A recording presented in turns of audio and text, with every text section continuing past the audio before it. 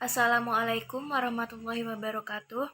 Perkenalkan, kami dari kelompok 1 kelas D1 PSR yang beranggotakan yang pertama Asyifa Fadila NIM 106, yang kedua Ardila Yustika Salsabila NIM 107, yang ketiga Hefi Saadah NIM 108, yang keempat Neng Liana Sari NIM 117, dan yang terakhir Laili Duratul Inayah NIM 134. Di sini kami akan menyampaikan materi mengenai teori permainan.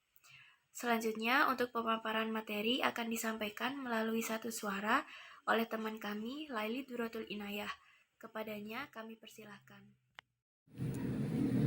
Pengertian game teori atau teori permainan adalah bagian dari ilmu matematika yang mempelajari interaksi antar agen, yang dimana tiap strategi yang dipilih akan memiliki hasil yang berbeda bagi tiap agen.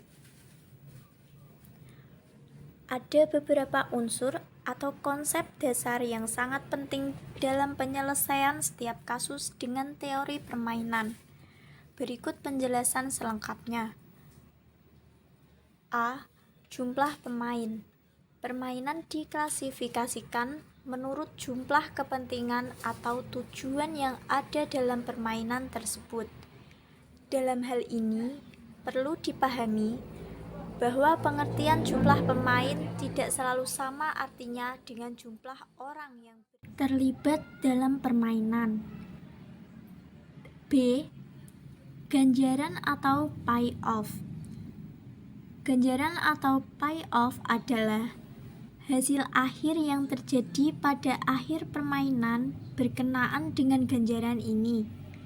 Permainan digolongkan menjadi dua macam kategori, yaitu permainan jumlah 0 atau zero sum games dan permainan jumlah bukan 0 atau 0-0. C. Strategi permainan. Strategi permainan dalam teori permainan adalah suatu siasat atau rencana tertentu dari seorang pemain sebagai reaksi atas aksi yang mungkin dilakukan oleh pemain yang menjadi saingannya. Permainan diklasifikasikan menurut jumlah strategi yang tersedia bagi masing-masing pemain. D. Matriks permainan. Setiap permainan yang dianalisis dengan teori permainan selalu dapat disajikan dalam bentuk sebuah matriks permainan. Matriks permainan disebut juga matriks ganjaran, yaitu sebuah matriks yang semua unsur berupa ganjaran dari para pemain yang terlibat dalam permainan tersebut.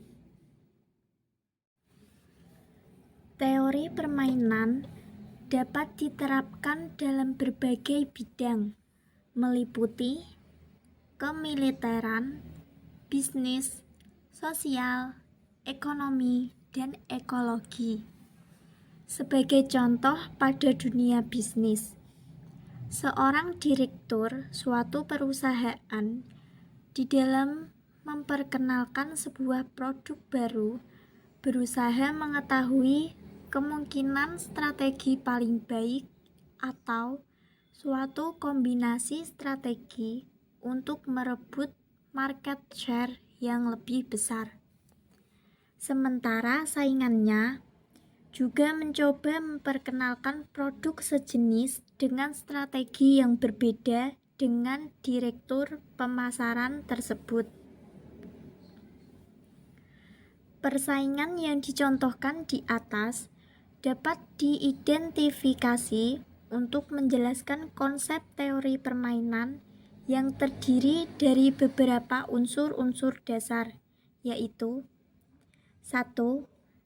Angka-angka dalam matriks payoff atau biasa disebut dengan matriks permainan, yang menunjukkan hasil-hasil payoff dari strategi-strategi permainan yang berbeda-beda.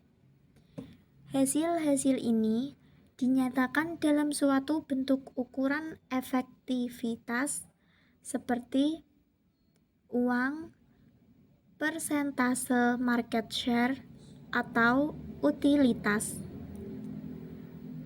2.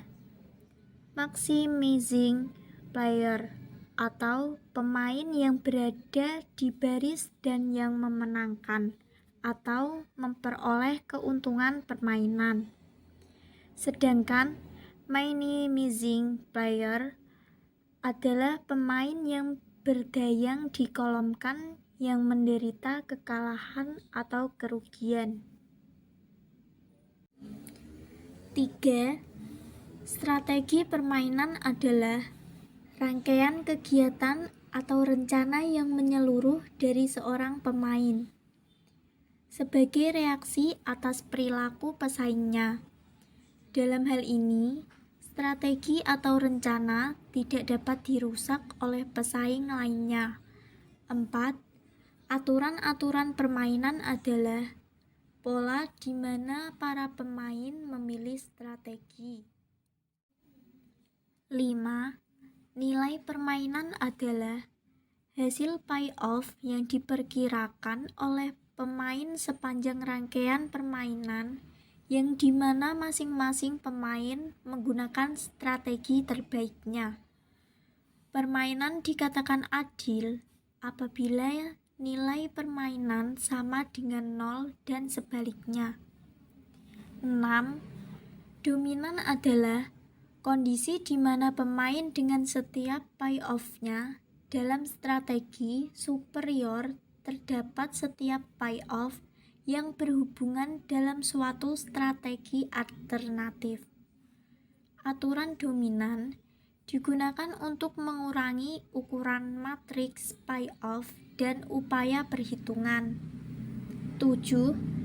Strategi optimal adalah kondisi di mana dalam rangkaian kegiatan permainan, seorang pemain berada dalam posisi yang paling menguntungkan tanpa menghiraukan kondisi pesaingnya. 8. Tujuan dari model adalah mengidentifikasi strategi atau rencana optimal untuk setiap pemain. Sekian yang dapat kami sampaikan. Terima kasih telah menonton video ini sampai akhir. Wassalamualaikum warahmatullahi wabarakatuh.